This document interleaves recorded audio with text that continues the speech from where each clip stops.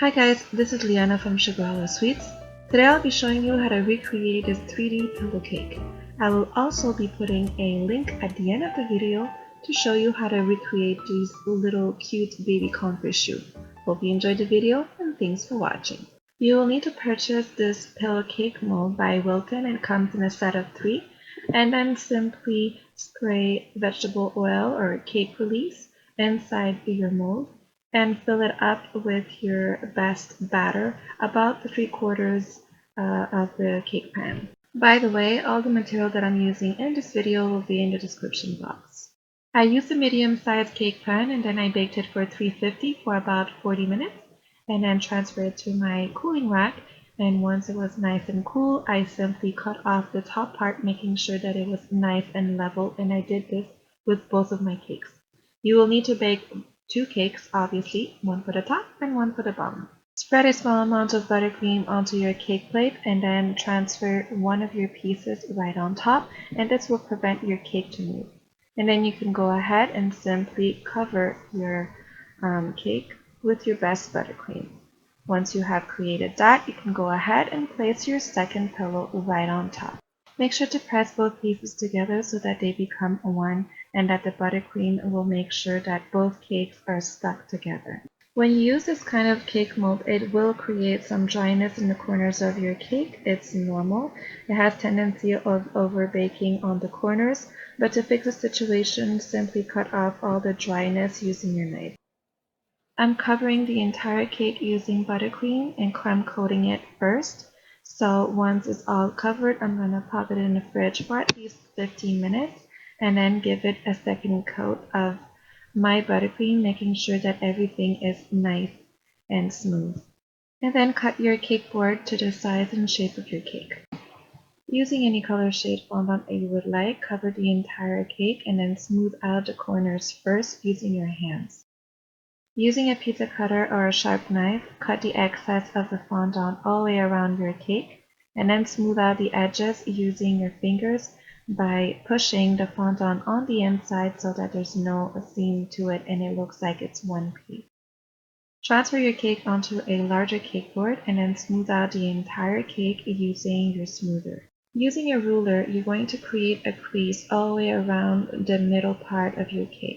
Create a diamond pattern using an impression mat.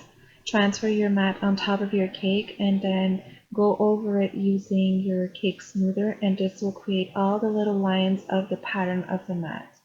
I like to go back on top of my lines to create more depth to them, and this will just give a nicer effect. So you can do this by simply either using a ruler or even the back of a brush. Using your modeling tool, create X's on each corners of your diamonds. I created my own crown pattern on a piece of paper, and then what I did is I simply transferred it on top of fondant and cut it to pieces. But then I found that my piece was a little bit too big, so what I did is that I cut my pattern in half. And then I transferred my piece onto 2 dummy cakes and I let it dry for at least a few days. If you do not have dummy cakes, it's okay. You can use anything that is round and will give you the shape of a crown. Once your piece have dried for a few days, you can go ahead and glue all your details onto your crown. I'm using different molds to create a really nice effect, and I will be putting links in my description box if ever you're interested of knowing what I've been using. You're probably wondering why I'm using yellow fondant, and the reason why is because I will be painting my pieces in gold, and I have noticed when I use yellow fondant that the paint covers better than if my fondant was white. I would really suggest, if you're not painting in gold but you're doing silver, to actually have gray or even black fondant. To glue my pieces to my crown, I'm simply using water. Water and fondant will create glue. But if you don't trust this step, you may also use either edible glue, or you can also use some modeling chocolate. Once you're done gluing all the embellishments to your piece, you can go ahead and paint it with a metallic gold edible paint, or even airbrush it. It's really up to you. It can even be silver if you want. And simply glue it on top of your pillow cake using a little bit of chocolate melt. Using your extruder and yellow fondant, you're going to create a very long cord. And then twist 2 pieces together to create a rope effect. Brush a small amount of water onto your cake and then glue your cord by pressing it down, making sure that it's going to be nice and stable.